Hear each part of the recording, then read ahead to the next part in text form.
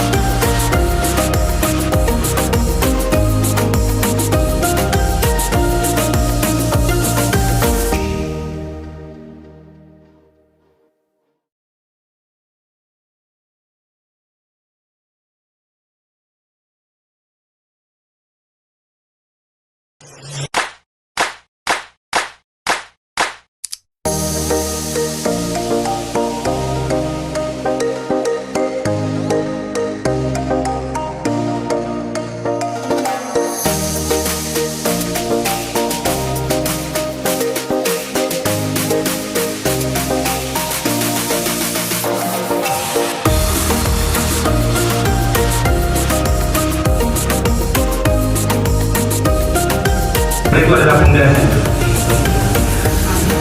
Tadi pola pikir adalah segalanya, karena dia yang akan menentukan atau mendikte tindakan apa yang akan kita lakukan dan hasil apa yang akan kita peroleh.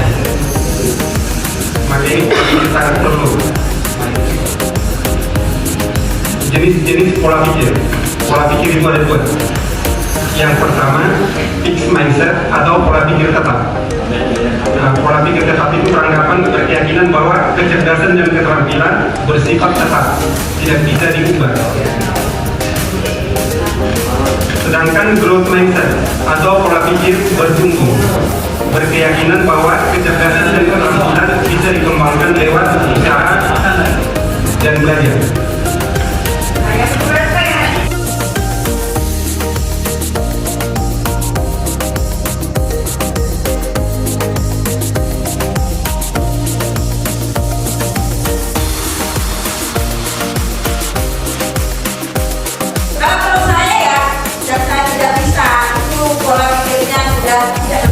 Seperti hatiku. Dan kedua, masih tunggu pola pikirnya. Sebentar dulu, kalian mau jadi terbuka lagi? Enggak. Pendapat saya tidak bisa punya mereka dia sudah berusaha, tapi ternyata hasilnya itu memang tidak. Jadi dia sudah berusaha berdua, ya kan? Dia sudah berusaha tiga berdua, tapi ternyata tidak bisa, tidak menghasilkan, ya kan? Nah, kalau bisa hasil, artinya dia punya harapan bahwa saya sudah bekerja dengan suami dan istri, tapi ternyata belum berjalan. Kalau saya tidak bisa itu berarti sudah dilakukan, tapi memang tidak bisa. Kalau saya belum bisa, kemungkinannya bisa juga sudah dilakukan atau belum dilakukan. Makanya dia mengatakan saya bisa. Sih kalau saya.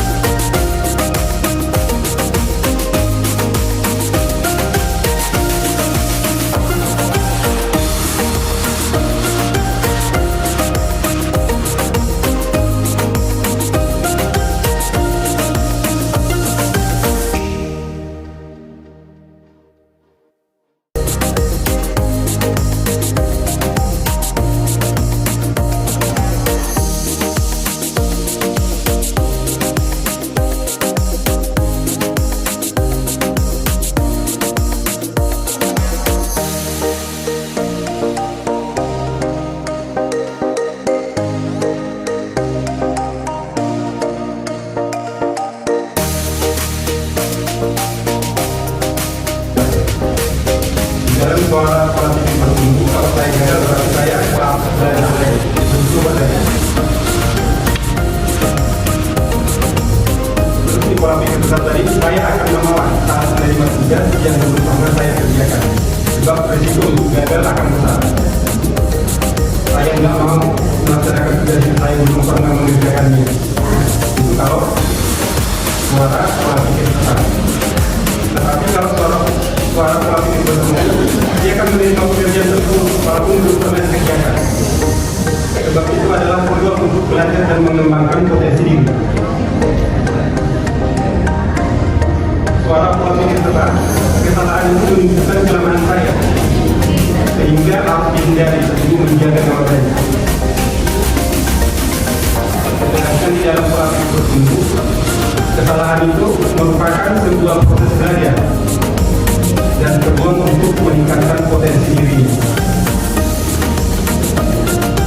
Dalam suara pola pikir tetap, dia beranggapan saya hanya bagus di dalam bidang tertentu dan tidak untuk bidang lainnya.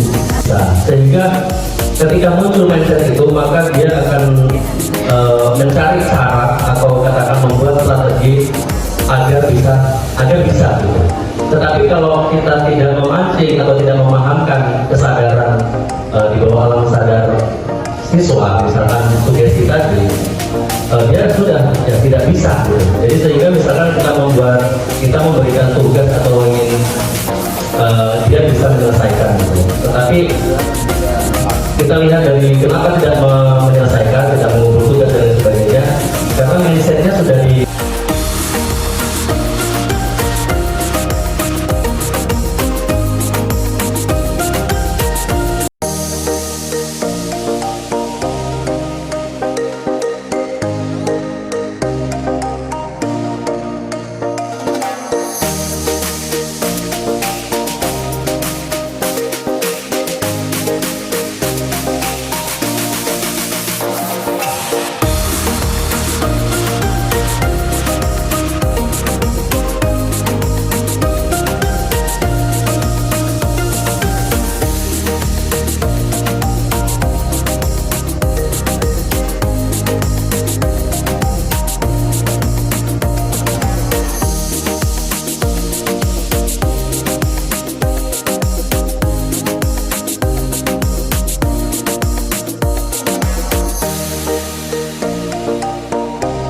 ada awal, ada inti, dan ada penutup.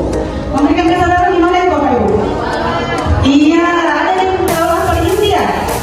Apresiasi, pembelajaran komande, kemudian memberikan apa namanya tuh pertanyaan-pertanyaan yang berhubungan dengan apa sih yang kita bahas di sini.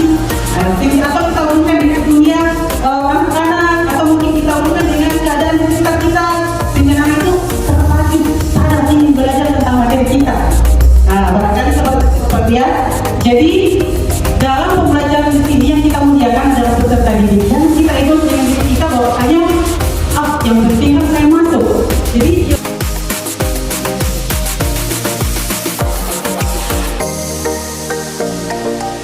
kita berikan waktu 30 menit barangkali waktunya cukup ya membuat satu RPM, kemudian dianalisis oleh kelompok lain.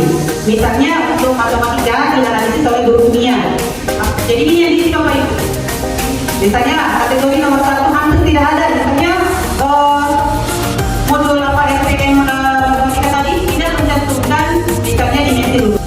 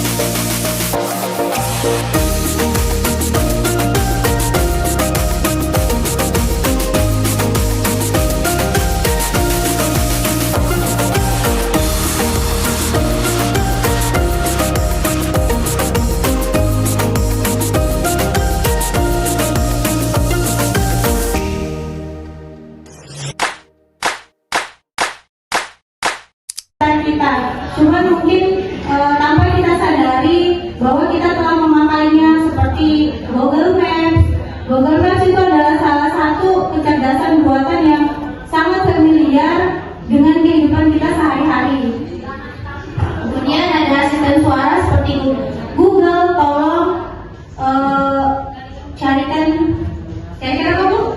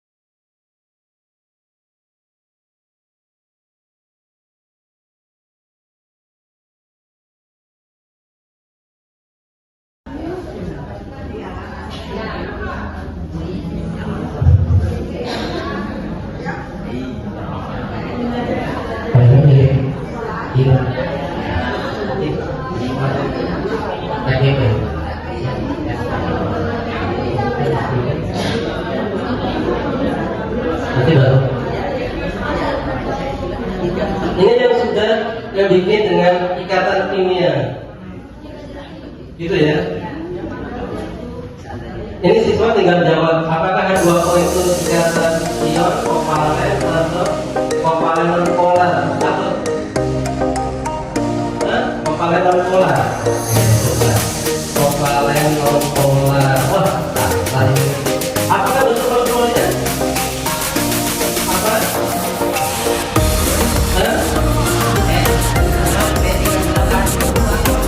D3 apa? Ini dari ini, dari layar. Ini hasil dari AE dari apa?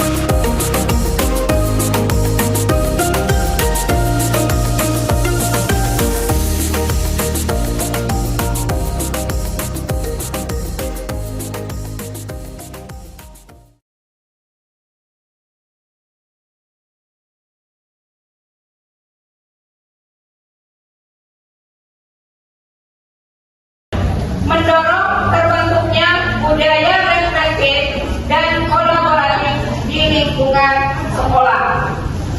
Dan yang terakhir adalah menguatkan peran guru sebagai pembelajar profesional yang terus berkembang melalui refleksi dan kolaboratif. Dan itu akibat yang diharapkan dalam pembelajaran inklusif kolaboratif.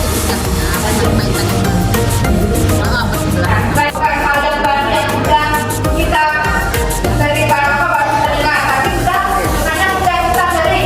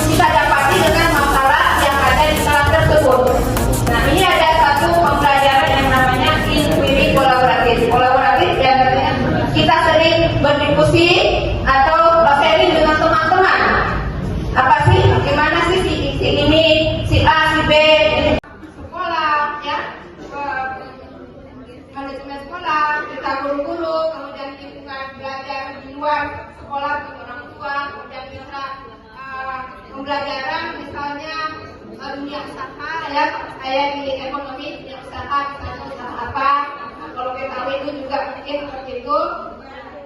Jadi bagaimana keterlibatan untuk semua pihak. Lanjut Bu. Tadi siklus industri kolaboratif ya. Ini ada proses siklus satu kali siklus industri kolaboratif merupakan proses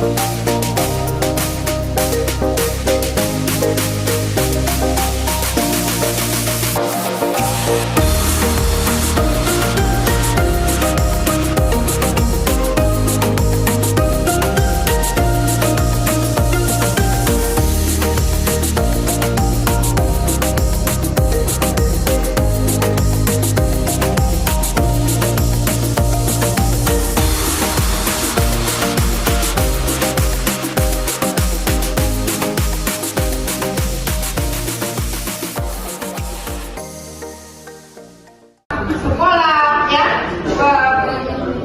manajemen sekolah, kita guru-guru, kemudian lingkungan belajar di luar sekolah bagi orang tua, kemudian bisa pembelajaran misalnya dunia usaha ya, saya di ekonomi dunia usaha, misalnya usaha apa, nah, kalau PKW itu juga mungkin seperti itu. Jadi bagaimana keterlibatan untuk semua pihak. Lanjut Bu. Nah, ini tadi siklus industri kolaboratif ya. Di sini ada aset. Nah, siklus satu kali siklus industri kolaboratif merupakan proses berkelanjutan. Masyarakat IHT ini saya harapkan kepada kita semua untuk sama-sama melakukan evaluasi diri ya. Evaluasi itu saya harapkan secara menyeluruh. Yang pertama terkait dengan 5 materi IHT ini, yaitu terkait dengan visi, misi, dan tujuan sekolah. Mari kita evaluasi bersama. Kenapa? Karena tujuan saya atau tujuan kita semua adalah supaya kita itu merasa memiliki terhadap seluruh rangkaian program, terhadap seluruh rangkaian kegiatan ya, dan tujuan yang ingin kita capai ya, itu adalah milik kita bersama, sehingga tidak ada lagi istilah oh itu udah ini, oh itu tidak ada. Itu harapan saya pertama. Terus yang kedua ya, harapan saya adalah bahwa seperti yang disampaikan oleh Pak Pol dan barusan ya, di proses statementnya, bahwa kita belajar itu, ilmu yang kita dapat itu tidak hanya untuk kita cerna. Tek ini memberikan pengalaman yang sangat berharga bagi saya sebagai seorang pendidik, bagaimana bisa meningkatkan motivasi dan menginspirasi saya untuk lebih terus berkembang dalam peningkatan proses pembelajaran. Terima kasih kepada fasilitator atas ilmu yang sangat bermanfaat bagi saya. Kemudian kedepannya semoga kegiatan ini dapat bisa dilaksanakan secara berkelanjutan. Terima kasih.